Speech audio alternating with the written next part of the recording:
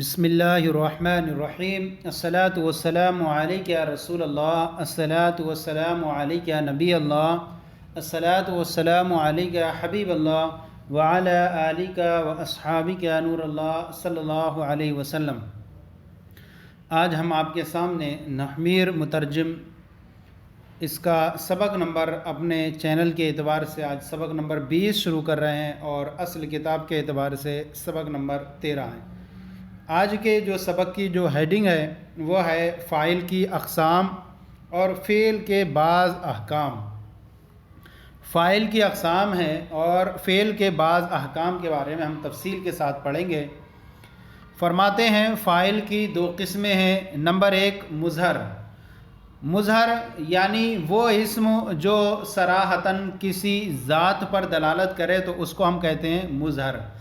یا تو فاعل مظہر ہوگا یا فاعل جو ہوگا وہ مضمر ہوگا، اور مضمر کا مطلب یعنی وہ جو ہوگا پوشیدہ ہوگا۔ فاعل کی دو قسمیں۔ نمبر 1 مظہر یعنی وہ جو کسی ذات پر صراحتاً دلالت کرے، جیسے ضرب زید، یہ زید نے مارا، تو یہاں پر اس میں زید یہ فاعل مظہر ہے جو ایک ذات زید پر صراحتاً دلالت کر رہا ہے۔ دوسرا جو ہے فاعل کی دو قسمیں مظہر اور مضمر۔ مضمر یعنی اس کو کہیں گے وہ اسم جو کنایتاً یعنی اشارتاً غائب، حاضر یا متکلم پر دلالت کرے، یعنی وہ اسم جو اشارتاً غائب، حاضر یا متکلم پر دلالت کرے۔ پھر فاعل مضمر کی دو قسمیں۔ فاعل جو مضمر ہوگا یعنی ضمیر کی صورت میں، اب وہ جو ہے اس کی دو قسمیں ہیں۔ Number 1 bars. بارز جیسے ضربتو، بارز کا مطلب یعنی جو اس میں ظاہر ہوگا، یعنی اس میں بارز ہوگا، نظر آئے گا۔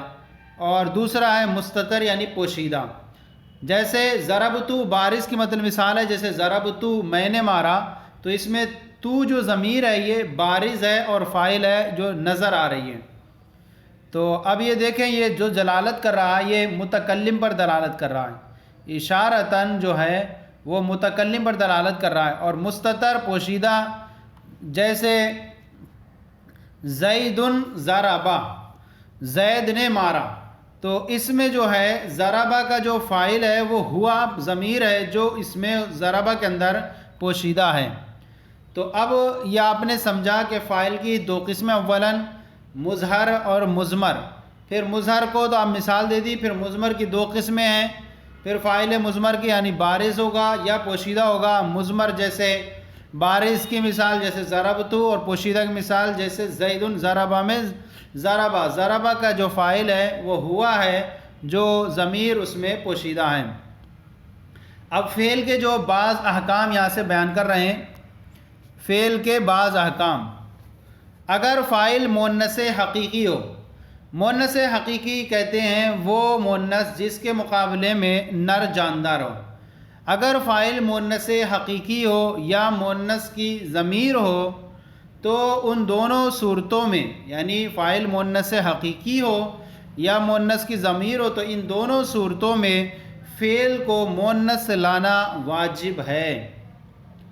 جیسے قامت ہندن، یہ قامت ہندن اور ہندن قامت، پہلی مثال میں جو ہے فاعل مؤنث حقیقی ہے ہندن، کہ اس کے مقابلے میں جو ہے مذکر ہے، تو فاعل قام ہندن میں فاعل اس میں ظاہر مؤنث حقیقی ہے، اس لیے اس میں فعل کا مؤنث لانا واجب ہے۔ جیسے کہ آپ دیکھ رہے ہیں قامت فعل یہ مؤنث ہے، لیکن شرط اس کی یہ ہے جبکہ فعل اور فاعل کے درمیان میں فاصلہ نہ ہو۔ یہاں دیکھیں فعل ہے اور فاعل، اس کے درمیان میں کسی لفظ کے ذریعے فاصلہ نہیں ہے۔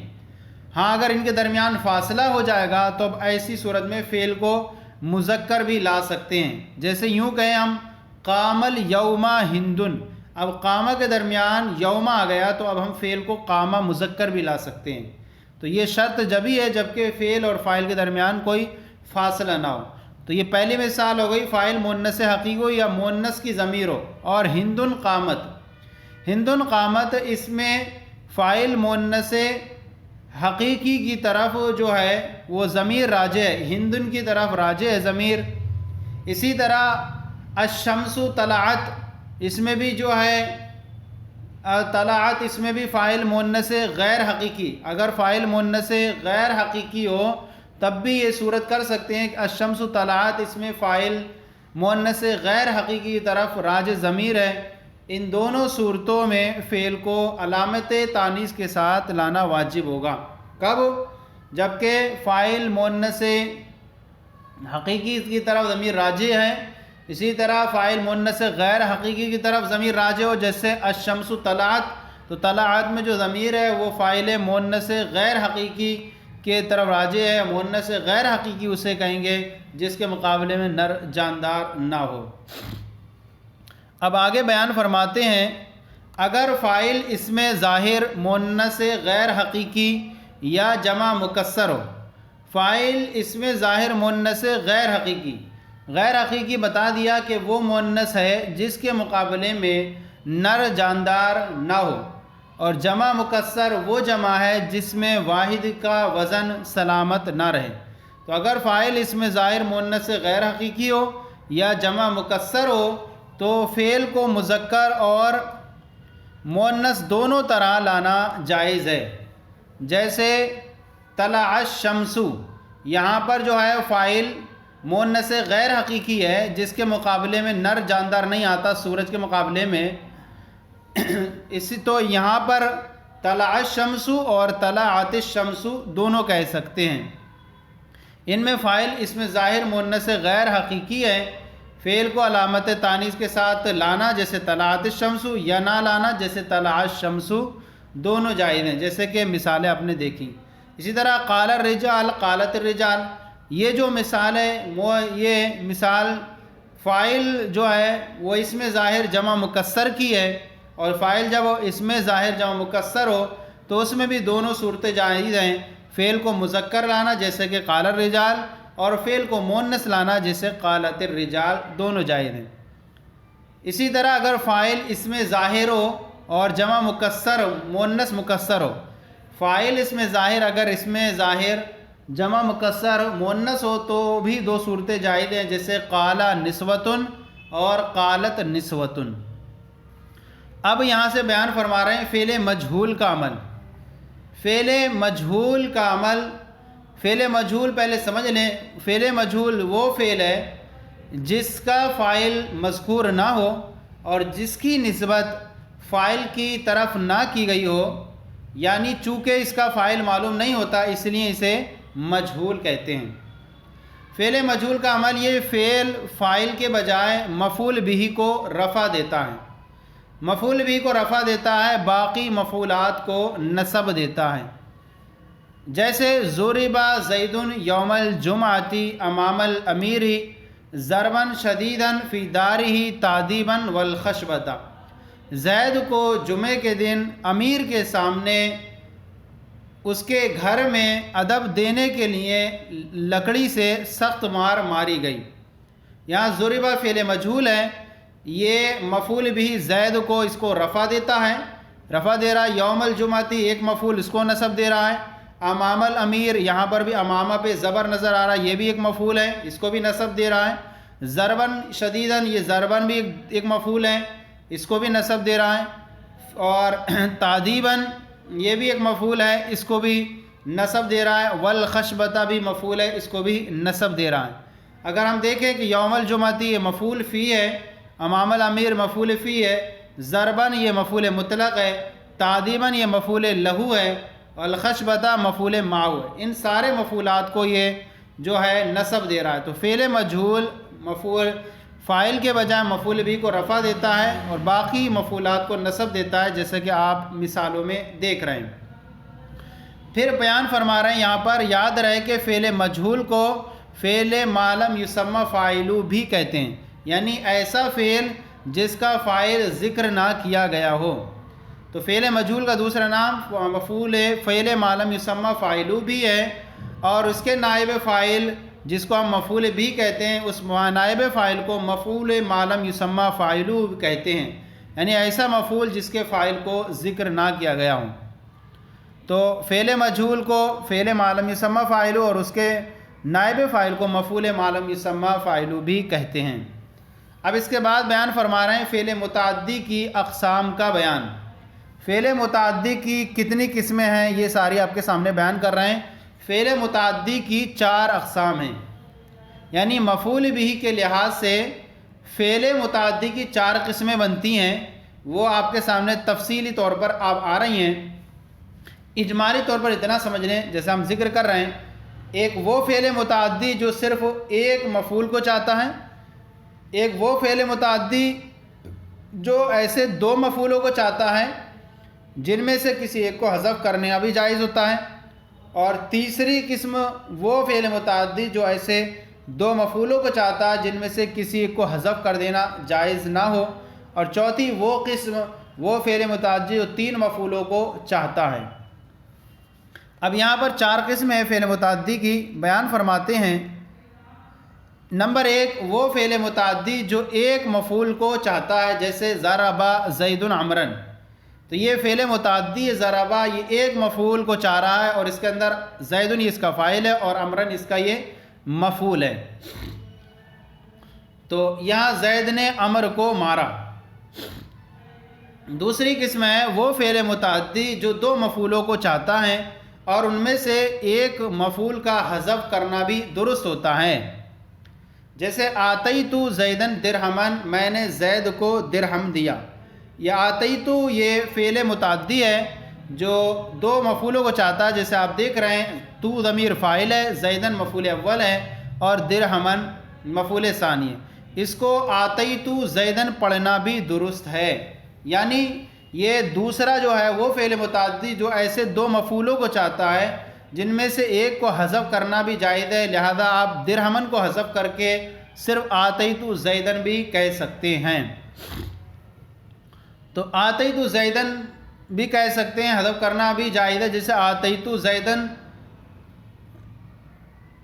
درہمن میں نے زید کو درہم کیا، اس کے 2 مفعولوں میں سے پہلے یا دوسرے مفعول کو حذف کر دیا جائے تو آتیت زیدن بھی کہہ سکتے ہیں اور آتیت درہمن بھی کہتے ہیں، کسی ایک کو بھی حذف کر سکتے ہیں۔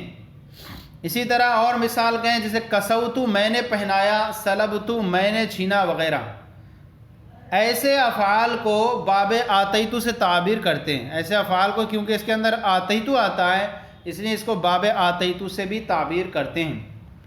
تیسری قسم وہ ہے وہ فعل متعدی جو 2 مفعولوں کو چاہتا ہے اور ان میں سے کسی مفعول کا حذف کرنا جائز نہیں ہوتا، اور یہ افعال قلوب میں ہوتا ہے، یعنی فعل متعدی جو ایسے 2 مفعولوں کو چاہتا ہے جن میں سے کسی کو بھی حذف کرنا جائز نہیں ہوتا، جیسے علمت زیدن فاضلا، ظننت زیدن عالما، میں نے زید کو فاضل جانا، میں نے زید کو عالم یقین کیا۔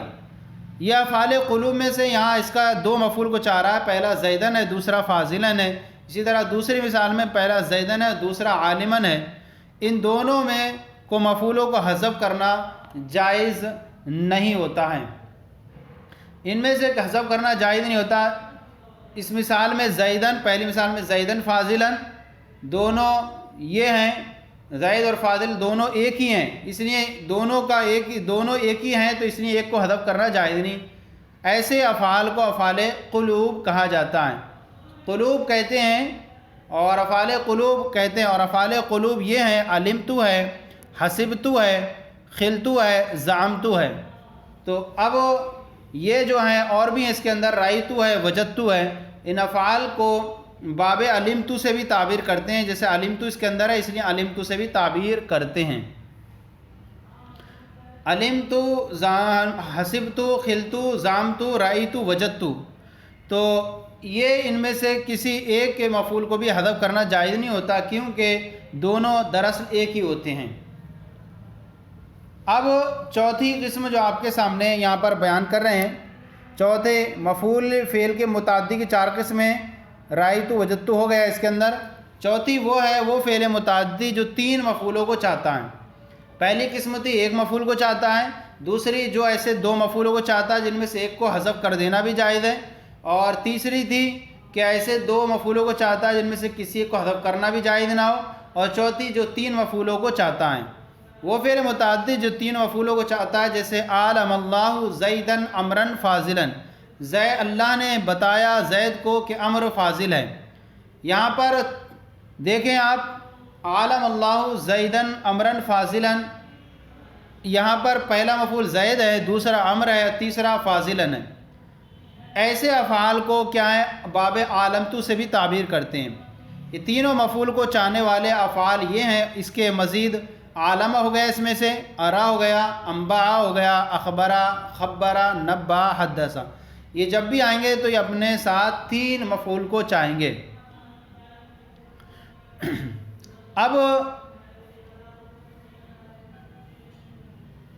اب آپ دیکھیں کہ اس کے اندر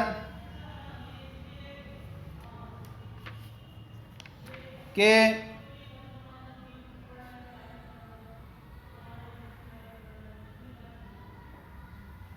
اب یہاں سے بیان فرما رہے ہیں تنبیہ، یہ تمام مفعولات مفعول بھی ہیں، یہ تمام مفعولات مفعول بھی ہیں۔ اب فرماتے ہیں ایک باب علمتو کا دوسرا مفعول، باب علمتو کا دوسرا مفعول اور باب عالمتو کا تیسرا مفعول، اور مفعول لہو مفعول ماؤ فاعل کے قائم مقام نہیں ہو سکتے۔ باب علمتو کا دوسرا مفعول، باب علمتو کا دوسرا مفعول اور باب عالمتو کا تیسرا مفعول، اور مفعول لہو اور مفعول ماؤ فاعل کے قائم مقام نہیں ہو سکتے۔ ان کے علاوہ باقی مفاعیل نائب فاعل بن سکتے ہیں۔ یعنی پہلے والے میں بیان کیا کہ باب علمتو کا دوسرا مفعول نہیں بن سکتا اس کے قائم مقام، اسی طرح باب عالمتو کا جو تیسرا مفعول ہے وہ اس کے قائم مقام نہیں بن سکتا۔ جیسے ہم نے کہا تھا علمتو زیدن فاضلاً، یہاں پر زیدن کی جگہ فاضلاً یہ دوسرا اس کے قائم مقام نہیں بن سکتا، کیونکہ دونوں دراصل ایک ہی ہوتے ہیں۔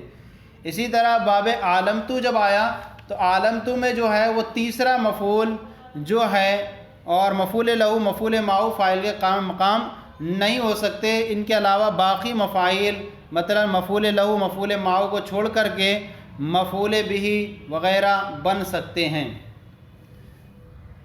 لیکن کب ہے؟ باب آتیتو کے پہلے یا دوسرے مفعول میں سے کسی کو بھی نائب فاعل بنایا جا سکتا ہے۔ باب آتیتو کے پہلے یا دوسرے مفعول میں سے کسی کو بھی نائب فاعل بنایا سکتا ہے۔ لہذا اعطیہ زید درہمن یا اعطیہ درہم زیدن دونوں طرح کہہ سکتے ہیں، لیکن پہلے والے جیسے اعطیہ زید درہمن، لیکن پہلے مفعول کو نائب فاعل بنانا بہتر ہوتا ہے۔ اب یہاں سے بیان فرما رہے ہیں ایک چیز اور، نمبر 3، باب آتیتو کے دوسرے مفعول کی نسبت پہلے مفعول کو نائب فاعل بنانا زیادہ بہتر ہوتا ہے۔ یہی انہوں نے بیان کیا، باب آتیتو کے دوسرے مفعول کی بنسبت پہلے مفعول کو نائب فاعل بنانا زیادہ بہتر ہوتا ہے۔ جیسے آتیتو ہے، آتیتو زیدن درہمن تھا، اب اس کو مجہول بنائیں گے تو اوتیا زید درہمن، یہاں 2 تھے، اس میں سے درہمن کی جگہ ہم نے جو ہے زید کو اس کا نائب فاعل بنانا زیادہ بہتر ہے برخلاف اوتیا درہم زید کے، کیونکہ پہلے مفعول کو نائب فاعل بنانا زیادہ بہتر ہے جبکہ التباس کا خوف نہ ہو، اور اگر التباس کا اندیشہ ہو تو پہلے مفعول کو ہی اب نائب فاعل بنانا واجب ہوگا۔ جیسے کہ 2 نام آ گئے، اعطیہ زید امرن، تو اب زید کو بھی یہاں پر تھا کہ امر کو بھی، اب یہاں التباس کا خوف ہے لہذا پہلے والے کو ہی ہم اس کا نائب فاعل بنائیں گے، لیکن اگر التباس کا خوف نہ ہو تو دوسرے کو بھی آپ جو ہے اس کا نائب فاعل بنا سکتے ہیں۔ تو یہ آج کے سبق میں ہم نے جو پڑھا فاعل کے بارے میں، فاعل جو ہے فاعل کی 2 قسمیں بیان کی گئیں، مظہر مضمر، پھر مضمر کی 2 قسمیں بارز اور مستتر، پھر اس کے بعد فعل کے بعض احکام بیان کیے، فاعل مؤنث حقیقی ہو یا مؤنث ہو تو فعل کو مؤنث لانا ضروری ہے، اگر فاعل اس میں ظاہر مؤنث غیر حقیقی یا جمع مکسر ہو تو فعل کو مذکر و مؤنث دونوں طرح لا سکتے ہیں۔ پھر اس کے بعد فعل مجہول کا عمل بیان کیا، اور اس کے بعد پھر بیان کیا کہ فعل متعدی کی جو 4 قسمیں ہیں، فعل متعدی کی 4 اقسام ہیں، ایک تو یہ کہ وہ فعل متعدی جو ایک مفعول کو چاہے، ایک وہ فعل متعدی جو دو مفعولوں کو چاہے، ان میں کو ایک کو حذف کرنا بھی جائز ہے. تیسری وہ فعل متعدی جو ایسے دو مفعولوں کو چاہے جن میں سے کسی کو بھی حذف کرنا جائز نہ ہو. اور چوتھی وہ قسم جو تینوں مفعول کو چاہتا ہو.